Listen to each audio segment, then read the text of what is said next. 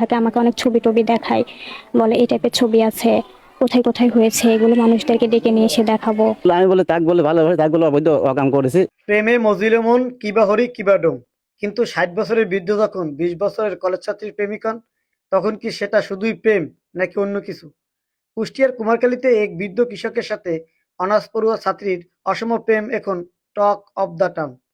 শারীরিক সম্পর্ক থেকে শুরু করে ব্ল্যাকমেইল আর লাখ টাকার দেনা, সব মিলিয়ে এই প্রেম কাহিনী এখন সিনেমার গল্পকেও হার মানিয়েছে। ওনার বয়স 60+ বয়স হয়েছে, অনেক আবেগে পড়ে আমি রিলেশনশিপে জড়িয়ে পড়েছি। কুষ্টিয়ার কুমারখালীর কল্যাণপুর গ্রামে দানা বেঁধেছে এক রহস্যময় প্রেমের গল্প। অভিযোগ উঠেছে ওই এলাকার 60 বছর বয়সী বৃদ্ধ কৃষক ইসমত আলী একই এলাকার 20 বছর বয়সী কলেজ ছাত্রী আশা খাতুনকে প্রেমের ফাঁদে ফেলেছেন।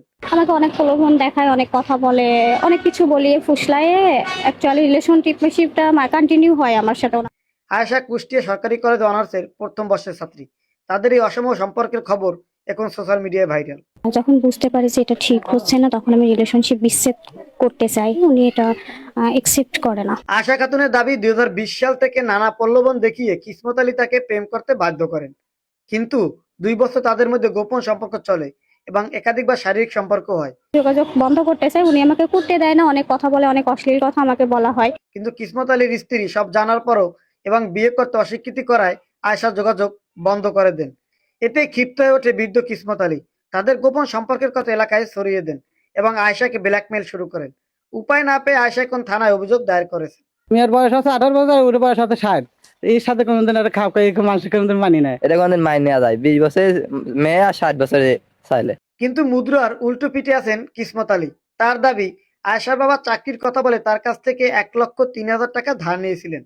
পাওনা টাকা ফেরত চাইলে আয়েশার মাই তাকে মেয়ের সাথে ফোনে কথা বলতে উৎসাহিত করেন। আমার নামে যে অভিযোগ করেছে এটা আমি বিচারছি, আর আমি টাকা চাই 1,03,000 টাকা।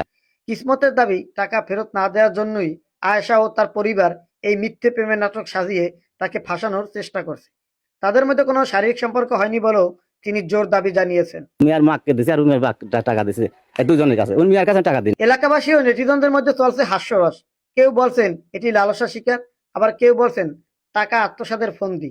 20 বছরের তরুণীর সাথে 60 বছরের বৃদ্ধের এই অসম লড়াইয়ের শেষ কোথায়? এটি কি শুধুই ব্ল্যাকমেইল নাকি পাওনা টাকার কুটচাল? কমেন্টে আপনার মতামত জানান।